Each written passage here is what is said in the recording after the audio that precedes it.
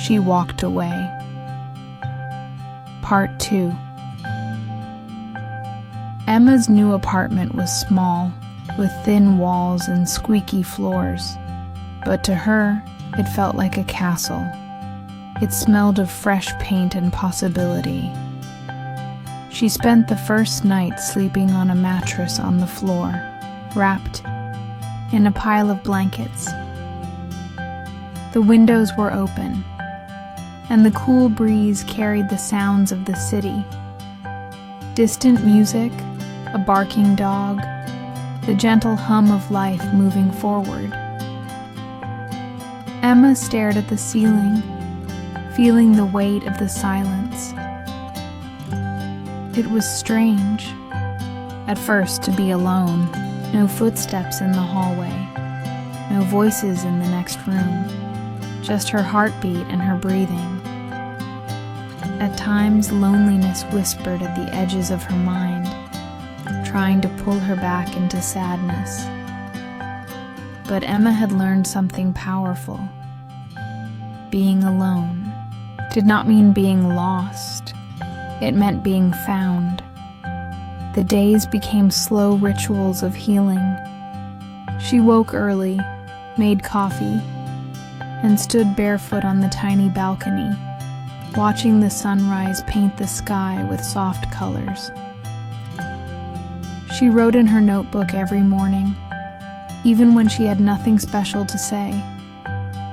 She wrote about missing her old life, about her fear of the unknown, about the small victories, like putting together a bookshelf by herself or laughing at a bad movie alone. Each page was proof that she was still here, still trying. Mr. Evans from the coffee shop became a daily part of her new life. He would have her coffee ready with a smile, sometimes slipping a small note into the sleeve. "You're doing better than you think," or "Good things take time." Those small acts of kindness stayed with her longer than she realized. One rainy afternoon, Emma wandered into the little bookstore next to the cafe. The place was magical. Tall shelves, dusty corners, the smell of paper and dreams. She ran, her fingers along the spines of old novels and forgotten poetry collections. She found a worn copy of The Alchemist, a book she had once promised herself she would read someday. Maybe someday was now. She sat in the corner of the store, reading.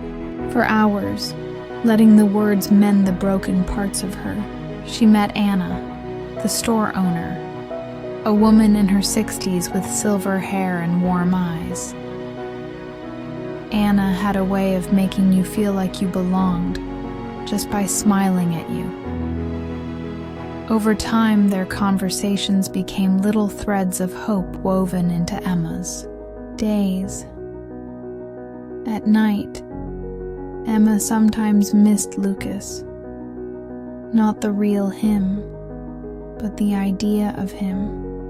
The comfort of not being alone, the illusion of being loved. She allowed herself to feel the sadness, but she no longer drowned in it. Healing wasn't a straight road. It was a messy, winding path, full of wrong turns and quiet victories. Emma started to realize that her life was no longer defined by who stayed or who left. It was defined by how bravely she chose herself, every single day. She wasn't waiting for someone to save her. She wasn't waiting for permission to be happy. She was becoming her own hero in small, beautiful ways. One night, as the city lights flickered outside her window, Emma lit a candle on the windowsill. she whispered a promise to herself. I will not dim my light for anyone. I will not shrink to be loved. I will grow. I will bloom. And as the flame danced in the dark, so did she. Quietly, courageously, wonderfully alive. If Emma's heartbreak has made you feel something deep inside, you're not alone. Your journey is just beginning. Sign up now and be part of every moment she chooses to heal, to grow, and to love again. Press the buzzer so you don't miss the moment when everything changes. Until the next episode.